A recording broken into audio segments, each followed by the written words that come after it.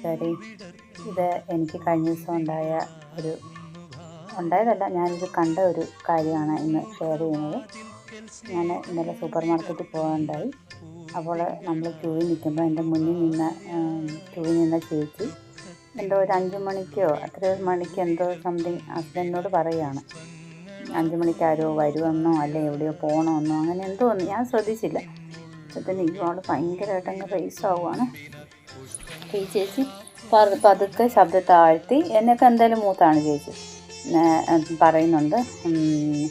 അതിൻ്റെ ഇമ്പോർട്ടൻസ് എന്തോ പറഞ്ഞ് മനസ്സിലാക്കുന്നുണ്ട്. പക്ഷെ പുള്ളിക്ക് ഞാൻ അറിയാത്തതോ അങ്ങനെയുള്ള രീതിയിൽ പുള്ളി ഭയങ്കര ധാർഷ്ട്യത്തോടൊക്കെ സംസാരിക്കാം.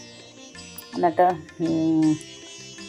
അപ്പോഴത്തേന് മക്കൾ ഞാൻ നോക്കിയപ്പോൾ ഈ ചേട്ടൻ്റെ അത്രയുണ്ട്, മൂത്ത കൊച്ചന് ഒരു +2 പഠിക്കുന്ന ഒരു കൊച്ചൻ അത്രയുണ്ട്, ഒരു വലിയൊരു മോന്, പിന്നെ ഒരു കൊച്ചു കുഞ്ഞുണ്ട്.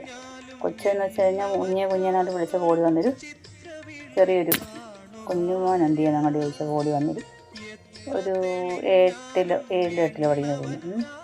അപ്പം എനിക്ക് എൻ്റെ മനസ്സിൽ പെട്ടെന്നൊരു സങ്കടം, പെട്ടെന്നൊരു ദേഷ്യമോ എന്തൊക്കെയോ വന്നു. അതായത് അതും 2 ആമക്കൾ.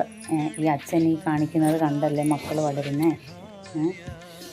അതായത് അമ്മയോട് അത്രയും മോശമായി പെരുമാറുന്നത് പബ്ലിക്കലി. ഇപ്പം നമ്മൾ വീട്ടിലെങ്ങനെ ആര് പെരുമാറുന്നുള്ളതൊന്നും ആരും കാണുന്നില്ല. പബ്ലിക്കലി ഇങ്ങനെ പെരുമാറുക എന്ന് പറയുന്നത് ആ ചേട്ടൻ കാണിച്ച എന്തൊരു വളരെ ഒരു സ്റ്റാൻഡേർഡ് കുറഞ്ഞ ഒരു പരിപാടിയായിട്ട് എനിക്ക് തോന്നി. അതുകൊണ്ട് ഞാൻ ഷെയർ ചെയ്തതാണ്. നിങ്ങളെ ഭാര്യമാരെ നിങ്ങൾക്ക് പറയാനുള്ള അധികാരമുണ്ട്. പക്ഷേ അതൊരു 4 ചുവരുകൾക്കുള്ളിൽ നിന്നായാൽ അതത്രയും നല്ലതായിരിക്കുമെന്നാണ് എനിക്ക് പറയാനുള്ളത്.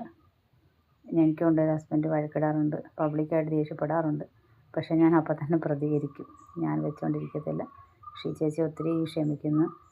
ക്ഷമയുടെ പ്രതീകമായിട്ട് വേണം എനിക്ക് ആ ചേച്ചിയെ പറയാം. അതുപോലെ ആ ചേച്ചി ക്ഷമിച്ചു പറയാനാണ് വന്നത്. എല്ലാവർക്കും ഹാപ്പി ഓണം.